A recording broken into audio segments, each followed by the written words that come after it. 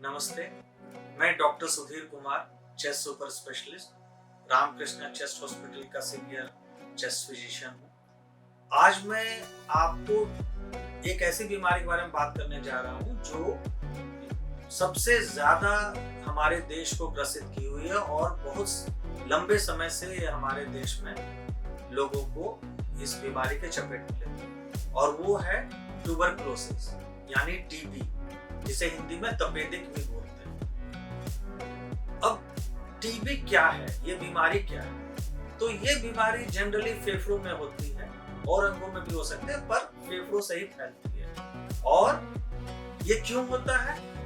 ये होता है टीबी की जो कीटाणु है, जिसको माइकोबैक्टीरियम ट्यूबरकुलोसिस कहते हैं, वो एक रोगी के मरीज, टीबी के रोगी के मरीज के सांस के द्वारा, खांसी के द्वारा, छींक के द्वारा वो फेफड़े से निकल के हवा में आती है और सामने वाले बैठे या व्यक्ति को वो उसके सांस के रास्ते से पुनः फेफड़े में चली जाती है और वहां जाके वो टीबी के रोग को धीरे धीरे पैदा करती है। तो टीबी माइकोबैक्टीरियम ट्यूबरकुलोसिस बैसिलाई के फैलने से होता है हवा के माध्यम से, एक रोगी से एक स्वस्थ व्यक्ति।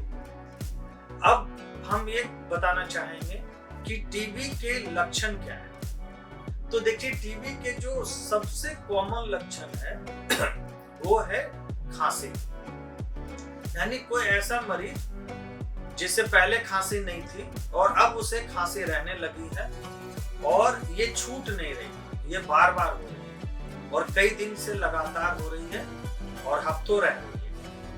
दूसरा जो मुख्य लक्षण है जो खांसी के साथ हो सकता है वो है बुखार। तो अगर खांसी के साथ बुखार हो और वो बार बार आए, एक एक दिन छोड़ के आए, बीच बीच में आए, शाम में ज्यादा आए और कई दिन या कई हफ्तों तक रहे, तो ये टीबी का एक दूसरा मुख्य लक्षण है। और तीसरा जो अलार्मिंग लक्षण है, जिससे कि लोगों को तुरंत समझ में आने लगता है कि ये टीबी हो सकता है, वो है खांसी करके कफ में खून आ जाना या बिना कफ में सिर्फ खून की उल्टी कर देना खांसी करके। तो ये जैसे ही किसी भी मरीज को होता है तो उस समय हमें ये शक करना चाहिए कि इस मरीज को टीबी हो सकता है। और आश्चर्य की बात यह है कि कई टीबी के मरीज को ना तो खांसी होती है ना बुखार होता है, उनका पहला लक्षण ही खून की उल्टी और खांसी से कफ में बलगम आना होता है, बलगम में खून आना होता है। तो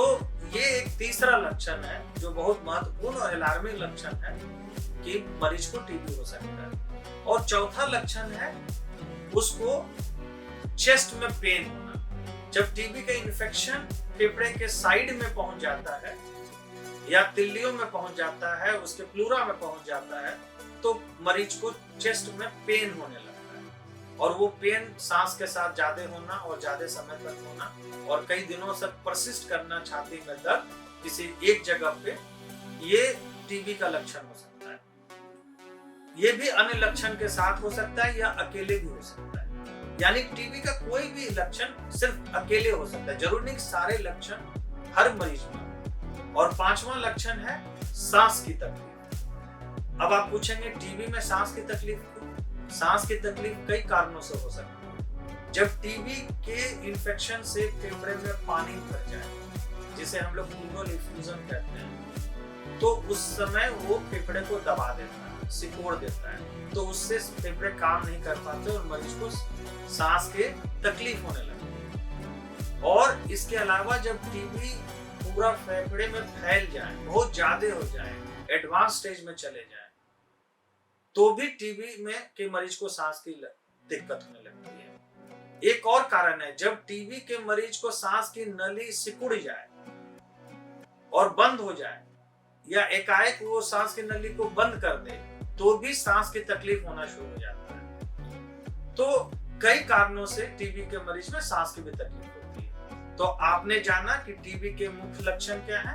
खांसी, खांसी के साथ बलगम आना, खांसी के साथ बलगम में खून आना या केवल खून की खांसी करना, छाती में दर्द होना, सांस की तकलीफ होना। तो ये सारे लक्षण जो हैं और साथ में बुखार होना, तो ये 4, 5, 6 लक्षण होते हैं जो टीबी में होते हैं। कई बार टीबी में सिर्फ बुखार ही होता है, कोई भी फेफड़े की तकलीफ नहीं होती। अगर वो बुखार आपका 2 सप्ताह से ज्यादा हो गया तो आपको अवश्य टीबी का जांच करा लेना चाहिए। तो दर्शकों, आपने जाना कि टीबी क्या है, टीबी के लक्षण क्या है, और इसमें आपको मैं ये भी बताना चाहूंगा कि टीबी के मरीज को कब डॉक्टर से मिलना चाहिए या उन्हें कब शक करना चाहिए।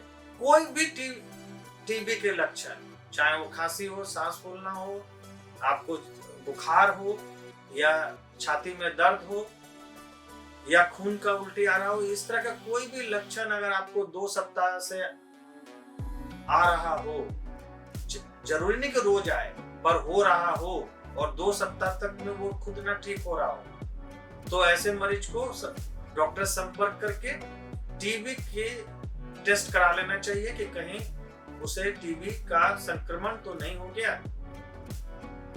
तो आज आपने मेरे इस वीडियो से ये जाना कि टीबी क्या है, कैसे फैलता है और इसके लक्षण क्या है और कब डॉक्टर को से मिलना चाहिए। बहुत बहुत